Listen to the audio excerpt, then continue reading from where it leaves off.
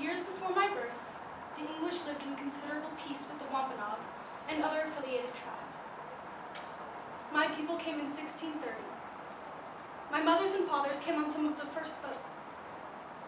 We bought land from the natives, without it always being fair, but yet we bought and left alone. We traded, worked, and sometimes even lived and prayed together. It was as if there were a belt made of wampum holding us together in friendship. There was no reason to be fighting. This peaceful atmosphere held for quite some time, until some among my people wanted more fields for growth and farming. And by doing so, would force the natives to give up even more of their land in their communities. The more land was taken, the more kindness was lost. This is when hostilities erupted and war began. There was no battle at this point, but the wampum belt holding us all together had been worn to the point of breaking. If there were yet another source of friction, the belt would break, and the beads would scatter. That point came years later, when I, Mary Rowlandson, was forced to live, march, and ultimately serve as a go-between or diplomat between them and my people. I had been transformed from the mistress of my house and grounds into someone who knew more about the Indians' ways of life than anyone else among my people. Using my insights into the Indians' ways of life, I was able to debate and negotiate with them, and by doing so, try to end the war. It was odd, but true. As impossible as it would have seemed, no one would have thought that such a thing could come to pass. But it was the way things were in that fateful year. My knowledge of the Indians allowed me to become a valuable resource to my people. I gave information to Governor Leverett about the Indians and about where the Indian chief King Philip was hiding. It was this information, along with the information that my people learned themselves, that ultimately turned the war in our favor. Before, for month after month, we lost battle after battle, and more men, women, and children than I could ever count. I learned and negotiated with the Indians, while diplomatic negotiations went on for my release, my redemption. It happened this way. I'd been living for years in a town called Lancaster on the western frontier of the Massachusetts Bay Colony. The year, 1674. A man named John Sassaman was murdered. Sassaman was an Indian by birth, but had come to live and pray with the English. Officially, he was on no one's side, but I knew differently. He gave us some information regarding King Philip's gruesome plans to attack my people. When Philip found out about his betrayal, he asked our English magistrates to punish him for it. But when they refused, Philip sent his men in the night to kill Sassaman and bury him under the frozen waters of the Assawampset Pond. After this, there was no going back. The war had begun. On 10 February 1675 came the Indians to my house in great numbers, and I had been taken. Savage brown fingers were gripping me and shoving me hard. What would they do with me? I fled from my house and watched with horror as it burned to the ground. I, seeing my daughter gradually saving her life.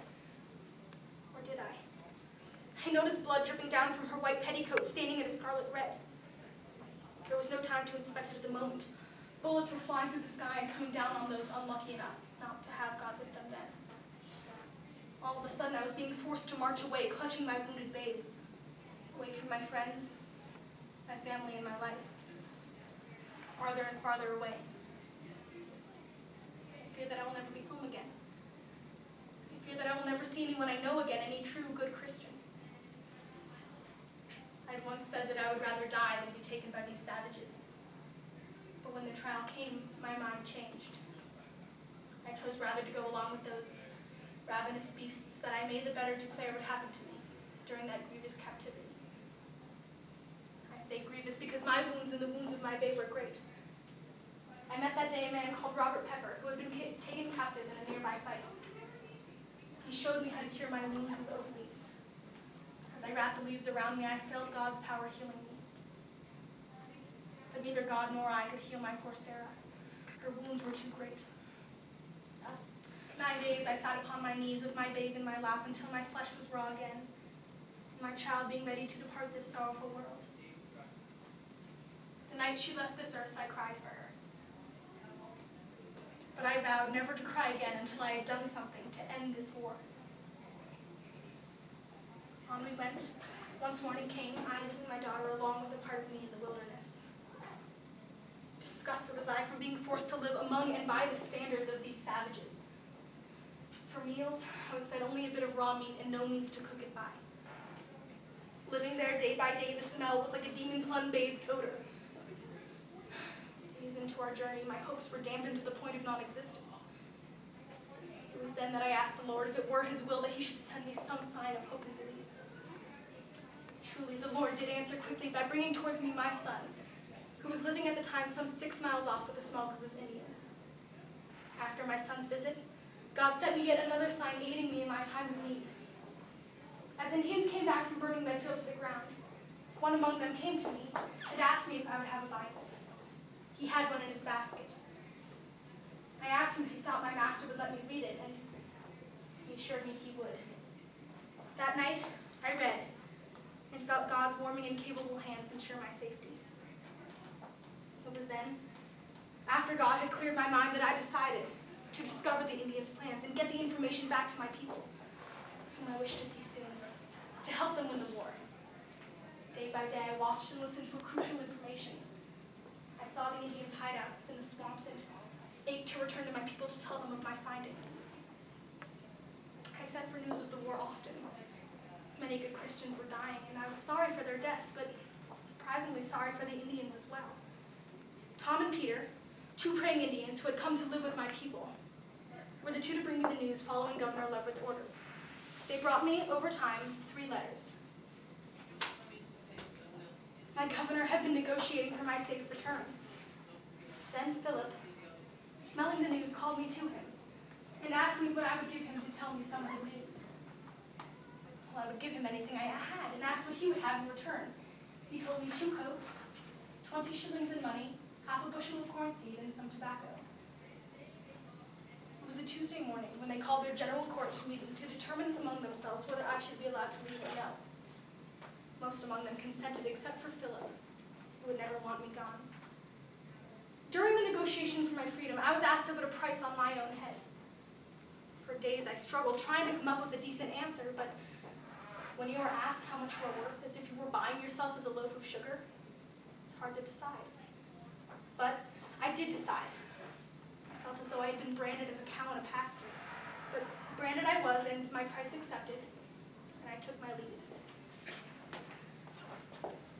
It is months now since I have been returned and redeemed to my friends and neighbors. I am home now, never to leave again. The English have succeeded in winning the war, and I myself have had success in helping. I learned to accommodate the Indians, and although happy I am now that the English once again live in peace, I grieve for their deaths and capture. I learned to see them as humans and suggested the possibility to my English magistrates of forming an alliance with them. But such was not to be, and thus this failure. The Indians were not allowed to triumph in the war as well. It goes against God's will to spill another man's blood.